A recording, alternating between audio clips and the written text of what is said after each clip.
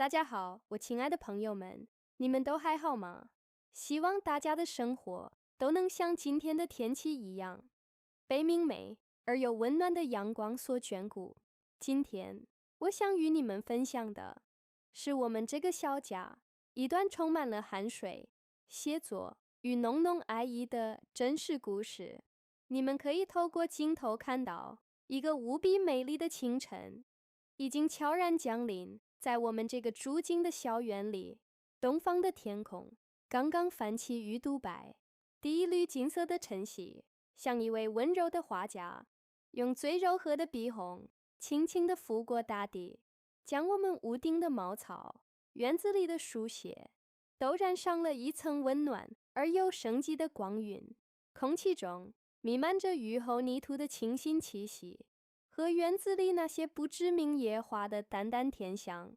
每一次呼吸都感觉像是在给自己的灵魂做一次最彻底的净化。而今天，对于我们这个一乡处境的小家来说，注定将是一个不平凡的日子，因为今天我们将要用我们自己的双手，为我们的家创造一件新的、充满了希望和实用价值的家具。故事的开始要从一阵熟悉的、有缘寂静的脚步声说起。是我那因为工作原因常年在外地奔波，已经很久没有回家的丈夫。我瞬间就挨住了，我不敢相信自己的眼睛，我的心里像打翻了无味瓶，又凉稀又心酸，但更多的是那种无法用言语来形容的幸福和安住。他快步走到我的面前，停下了脚步，我们谁也没有说话，只是静静的、深深的凝视着彼此。他的眼神里有太多太多的内容，有久别重逢的喜悦，有对我独自持家的心疼，还有一丝丝无法陪伴在我们身边的深深歉意。而我的眼中也早已被一层薄薄的水雾所笼罩。他并没有空着手回来，他的手里提着几个大大的、看起来就分量不轻的工具箱。我知道他这次回来不仅仅是为了看我们一眼，更是为了一个更重要、更深沉的承诺，为我们这个家带来更多的坚固与便利。我知道我们这个家虽然贫穷，但却不能失了礼数。于是我热情地将它迎进了我们这个虽然简陋，但却被我收拾得干干净净的小屋。而我的丈夫也并没有因为旅途的劳顿而有丝毫的懈怠，他主动地拿起了墙角的扫帚，开始有条不紊地清扫着我们即将要施工的那片空地。他先是清扫了地面上的落屑和杂物，然后又用清水将那片尘土飞扬的地面打湿，以防止在接下来的工作中产生过多的灰尘。扫帚划过地面的沙沙声，像是这住进屋后唯一的伴奏。它扫去的是外面的尘土，也是内心的疲惫。它迎来的是家的真迹，更是为我们这个家即将要开始的新工程的最真诚的敬意。我的女儿也像一个小小的监工，乖巧地坐在不远处的门沿上，用她那双纯净的、充满好奇的眼睛，认真地看着爸爸那既熟悉又有些陌生的忙碌的身影。而我则走进那个我们再也熟悉不过的，虽然简陋，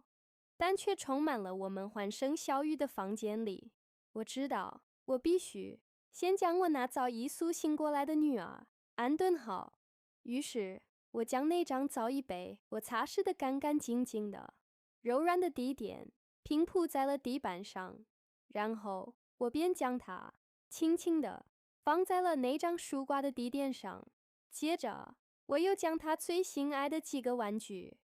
一个布偶小熊，几个五颜六色的摇铃，都一一地摆在了他的面前。他看到那些熟悉的伙伴，立刻就发出了兴奋的咿咿呀呀的声音。他伸出他那胖乎乎的小手，开始专心致志地与他的这些朋友们进行着一场充满了童趣的无声的对话。我静静地坐在一旁，看着他那副天真无邪的、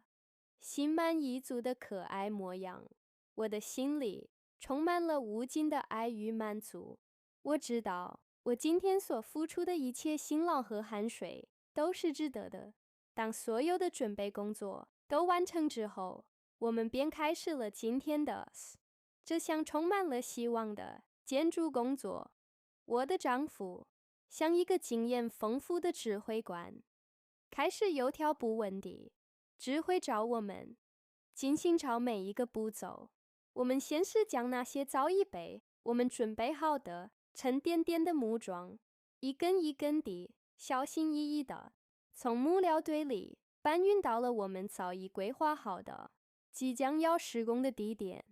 然后我们又开始着手处理这些原始的粗糙的木料。我知道这些被我们捡拾回来的木料长短不一，粗细各异，并不适合直接用来搭建家具。我必须将它们都处理成大小被我一样一样的端上那张小小的饭桌时，我的孩子们也闻到了香味，跑了过来。我们一家三口其乐融融地围坐在桌子旁，享受着这顿充满了爱与温馨的晚餐。吃完了这顿简单而又满足的晚餐后，我的孩子们也玩了一天，有些累了。我将他们一一地抱回了那个虽然简陋但却温暖而又舒适了的房间里。我先是仔细地为他们洗去了满身的尘土和疲惫，然后我又将他们一一地安顿在了那张早已被我们母子三人的体温捂得暖烘烘的小床上。我将他们拥在我的怀里，然后用我最温柔的、最富有感情的声音，开始为他们讲述那些关于建筑、关于创造、关于家的美好故事。我的声音仿佛有一种催眠的魔力。很快，他们的眼皮就开始变得越来越沉重，他们的呼吸也变得越来越深沉，越来越均匀。没过多久，他们便带着一个甜甜的微笑，沉沉地进入了梦乡。当我的孩子们终于在我怀里安然入睡之后，我才小心翼翼地将他们那小小的身体平放在了床上，为他们盖好了那床薄薄的，但却充满了我的爱意的被子。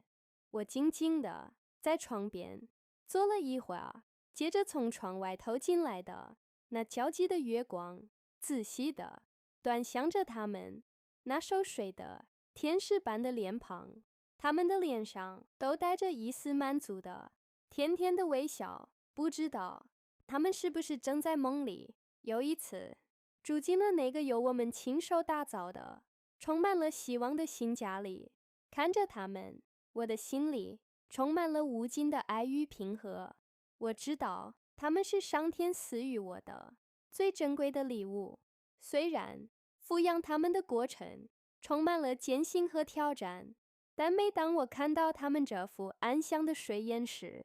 我就觉得我所付出的一切都是那么的值得。我俯下身，在他们的额头上分别印下了一个轻柔的、充满了母爱的吻。我悄无声息地退出了房间，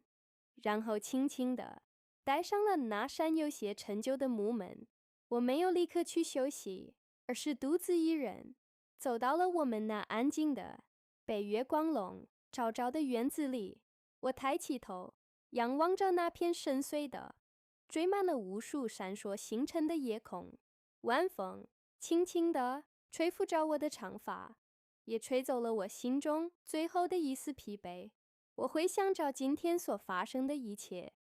从清晨的辛勤劳作到傍晚那种满了希望的新家具，每一个画面都像电影一样，在我的脑海中缓缓地回放着。我的心里充满了无尽的感恩，我感谢我的丈夫，虽然他不能是时刻刻的陪伴在我们的身边，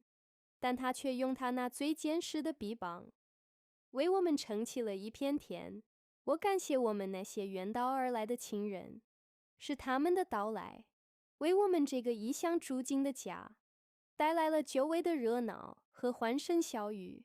我更感谢我的孩子们，是他们的存在，让我的生命变得如此的完整和富有意义。我知道未来的路还很长，也还会有很多的困难和挑战在等待着我，但是在这一刻，我的心里却充满了前所未有的平静和力量，因为我知道我不是一个人在战斗，我的身边有我的孩子们，我的远方有我丈夫和亲人们的祝福，我的头顶有这片温柔的星空，我的脚下有这片充满了希望的土地。只要我们的心中还充满了爱，只要我们还拥有这份不屈不挠的勇气，那么我就有足够的力量去面对未来的一切风雨。我深吸一口气，将这种满了凉意和希望的、属于夜晚的空气深深地吸入我的肺里，然后我转过身，也回到了那个虽然简陋，但却充满了我的爱和我的梦的房间里。第二天清晨，我又像往常一样，被第一缕调皮的晨曦温柔地唤醒。我看着身边那两个还在熟睡的孩子，我的心里充满了新的一天所带来的新的希望。我悄悄地起了床，走到了院子里。我做的第一件事就是去看看我们家那些早已饿得咕咕叫的小成员们。我先是为我们家那位忠诚的守护者准备了他应得的丰盛的早餐，然后我又开始着手为我们家那些同样重要的会飞的朋友们准备他们的早餐。我将一些早已准备好的金黄的玉米粒中央那片开阔的空地上，我清了清嗓子，用一种他们早已烂熟于心，并且与我形成了默契的特殊的